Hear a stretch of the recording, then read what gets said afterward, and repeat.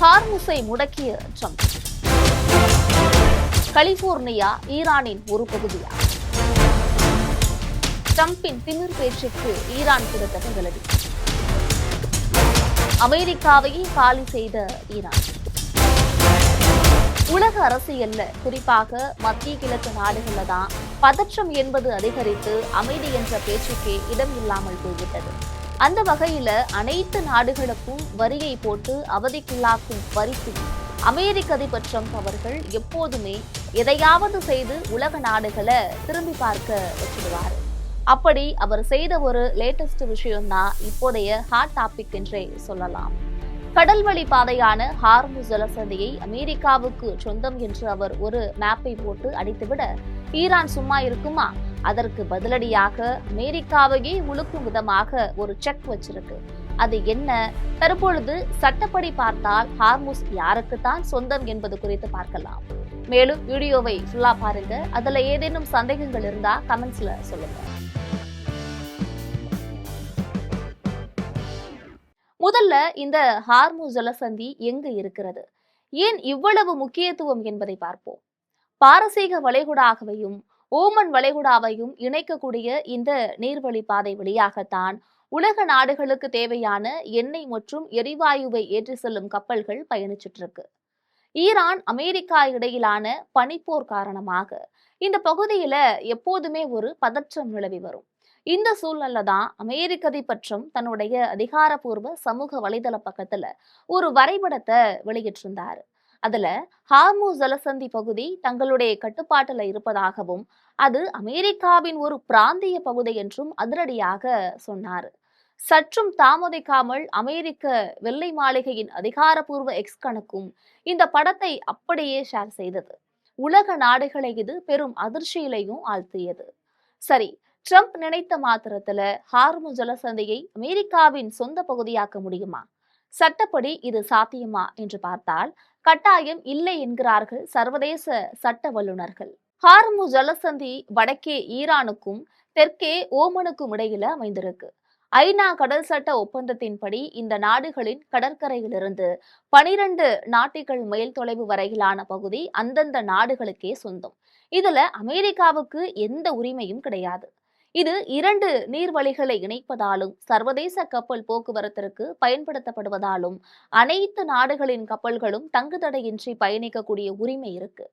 எந்த கடலோர நாடும் அல்லது வெளிநாடும் இதனை தடையோ அல்லது சொந்தம் கொண்டாடவோ சர்வதேச சட்டம் ஒருபோதும் அனுமதிப்பதில்லை.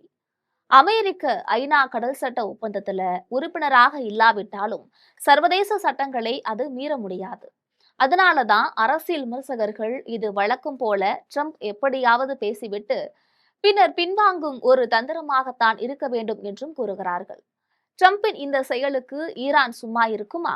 சக்கையான பதிலடிய கொடுத்திருக்காங்க. என்ன தெரியுமா?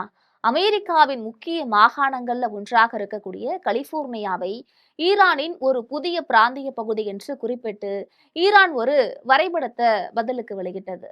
ஹைதராபாத்ல இருக்கக்கூடிய ஈரான் தூதரகத்தின் அதிகாரப்பூர்வ எக்ஸ் கணக்குல இந்த வரைபடம் பதிவிடப்பட்டிருக்கு.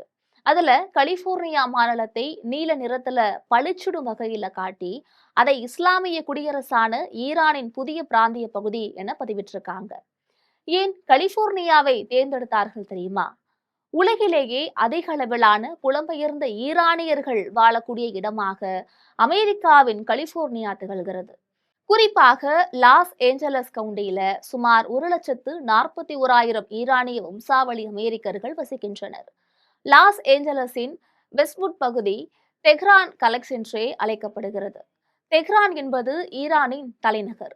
1979ஆம் ஆண்டுல ஈரான்ல நடந்த இஸ்லாமிய புரட்சிக்கு பிறகு இடம்பெயர்ந்த மக்களுக்கு இந்த பகுதி ஒரு முக்கிய மையமாக மாறியதும் குறிப்பிடத்தக்கது.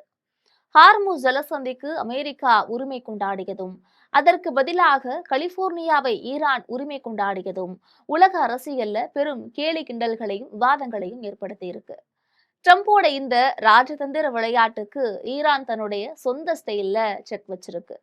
இந்த நிலையில தற்பொழுது ஈரான் மற்றும் அமெரிக்க போர்ல ஆயுத யுத்த சண்டைகளை போட்டுவிட்டு அதற்கப்புறமாக இந்த வார்த்தை போர் சண்டைகளை போட ஆரம்பித்து விட்டார்கள்.